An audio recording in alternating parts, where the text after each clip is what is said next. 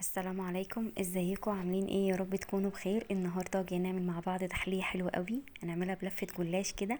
انسي بقى اي طريقه بتعملي بيها الجلاش وتعالي شوفي الطريقه دي. هنعملها بطريقه حلوه قوي سهله جدا، وكل مكوناتها موجوده عندك في البيت.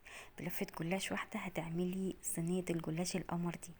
اول حاجه كده هنقول بسم الله، ومعانا لفه جلاش زي ما انتم شايفينها كده. هنقطعها بس كده تقطيع عشوائيه، اهو زي ما انتم شايفينها كده. مش هنفرد بقى ولا هنعمل اي حاجه كده ما بتاخدش في ايدك 10 دقايق. وبعد ما قطعناها هنبدأ بس كده نفكها من بعضها زي ما انتم شايفين اهو. وبعد كده هنحطها بقى في البولة علشان نحط عليها السمنة بتاعتنا.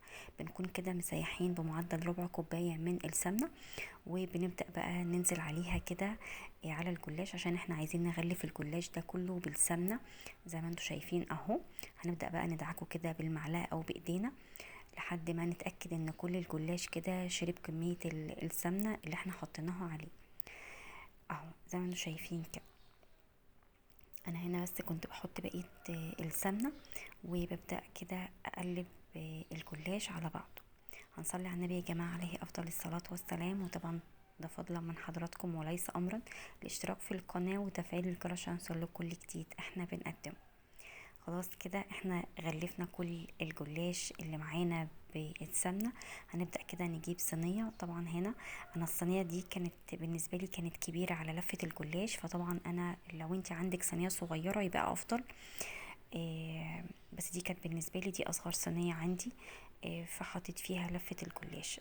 بس الاول كده حطيت معلقتين في الصينية، وبعد كده نزلت عليها بالجلاش، وهبدأ برضو كده افكه من بعضه، عشان طبعا انتوا عارفين ان هو بيبقى بيتحط عليه السمنة كله بيجمع كده مع بعض.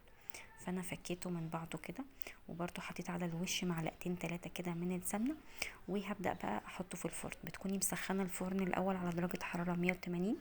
واهم حاجة بس انتي بتاخدي بالك منه، لان الجلاش ما بياخدش وقت خالص في الفرن يا جماعة. عشان نجهز بقى هنا معانا الكراميل، الكريم كراميل. هنجيب كده كوبايتين من اللبن، وهننزل عليهم بباكت من الكريم كراميل الجاهز. وهنبدأ كده نقلبه، وهنحط كده معلقتين من السكر.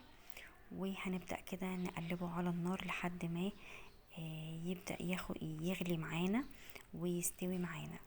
بعد كده بنطلع الصينية من الفرن زي ما انتوا شايفينها كده اهو. وبنبدأ بقى نوزع عليها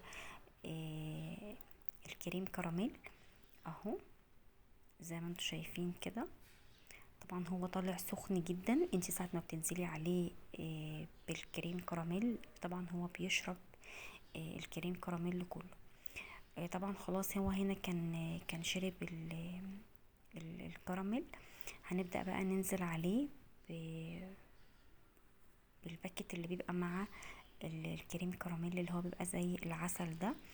بننزل عليه كده على الوش. لو انت مش حابه تحطيه مفيش مشكله خالص، حابه تحطيه زي ما انا حطيته كده هيديكي طعم حلو قوي اهو. خلاص كده الصينيه جاهزت معانا. وعايزه اقولك بقى كلي احلى صينيه جلاش بالكريم كراميل، تحفه، طعمها تحفه تحفه.